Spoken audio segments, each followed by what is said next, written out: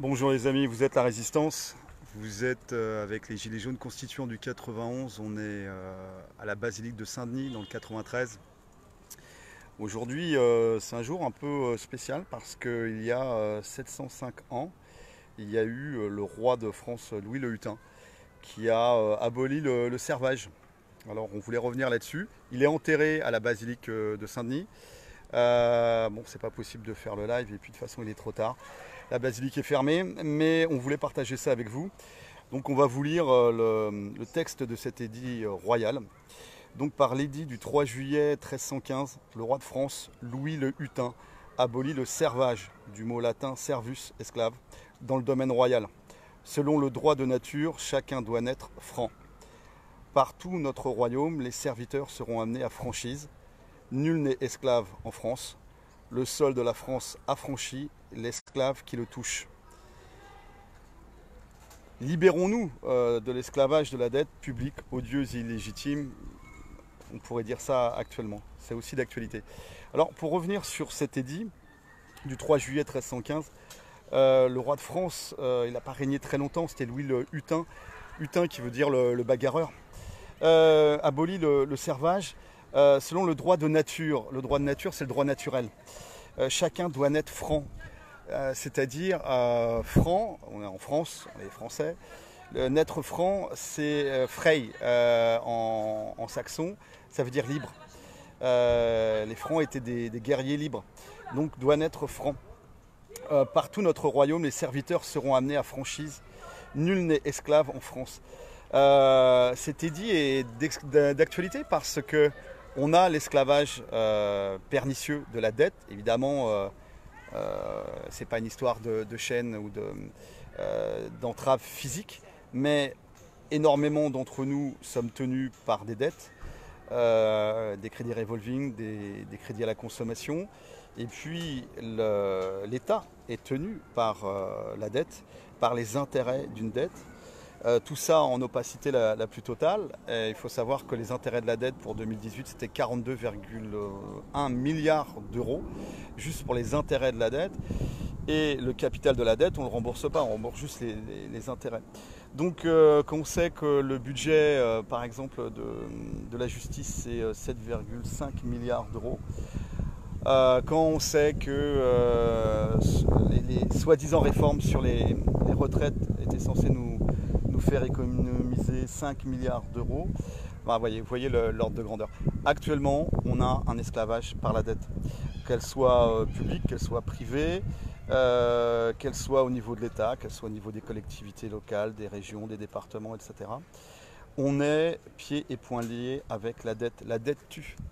La dette tue notre service public. La dette est en train de se raquette à la dette, cet esclavage par la dette est en train de siphonner en fait toutes les richesses du pays. Vous savez, nous, Gilets jaunes, on s'est levé pour la justice, pour la dignité, pour le bien commun. On est des hommes et des femmes qui avons décidé ensemble de ne plus vivre à genoux et de refuser d'être instrumentalisés ou marchandisés. Nous ne serons plus des variables d'ajustement économique et électoral. On le sentait bien la corde, hein, la corde autour du cou, et on s'est levé il y a plus d'1 an et demi. Notre ennemi, l'ennemi du bien commun est ce système. C'est pas des politiques, c'est pas ces pantins, c'est un système qui est plutocratique, de gouvernement par les riches, pour les riches. C'est ce système plutocratique d'organisation de la société où les grands financiers endettent l'État. Les grands financiers endettent l'État, contrôlent les banques nationales, la BRI, la Banque des règlements internationaux aussi, hein, qui est la banque des banques centrales. Ces grands financiers contrôlent la circulation et la création de la monnaie. Ces grands financiers gèrent les partis politiques via leur financement. Et ces grands financiers manipulent le peuple via le contrôle des oligarques qui eux-mêmes, ces 10 oligarques qui possèdent tous les grands médias, que ce soit la presse, la télé, la radio en France. Donc ce sont ces grands financiers, ces plutocrates qui financent les oligarques à l'image de Soros ou de Bill Gates.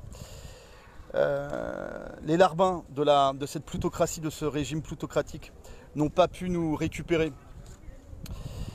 Désormais, ils essayent de nous diviser.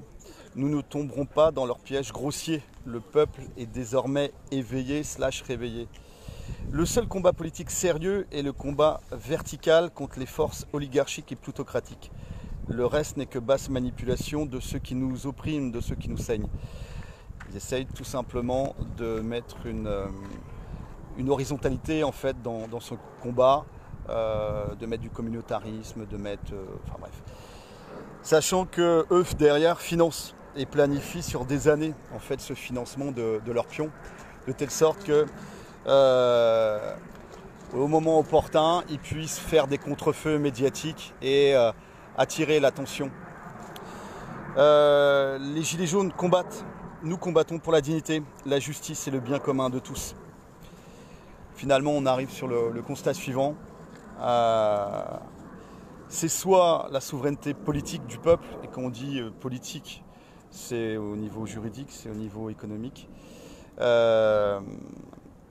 ou c'est être un ennemi du peuple. Soit on est pour la souveraineté du peuple, véritable, ou soit on est un ennemi du peuple. Il ne peut pas y avoir autre chose que deux camps dans le combat contre cette tyrannie des financiers.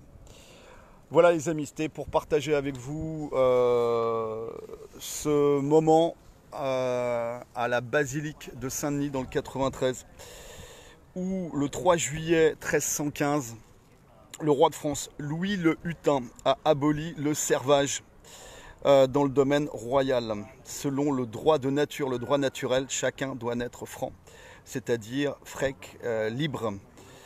Donc par tout notre royaume, les serviteurs seront amenés à franchise, donc à être libérés. Nul n'est esclave en France. Et actuellement, le pays est esclave de la dette. Les hôpitaux sont esclaves de la dette. Les collectivités locales, les régions, les départements, les villes sont esclaves de la dette. Et tout ça, on en paye le prix, tout simplement par la destruction de notre tissu industriel et de nos services publics. Sans parler bien sûr de tous les scandales. On va commencer le premier duquel est le scandale des EHPAD. Donc ce combat pour la libération, nous devons nous libérer de cet esclavage par la dette. Voilà les amis, force et honneur, on ne lâche rien. Et montez les équipes.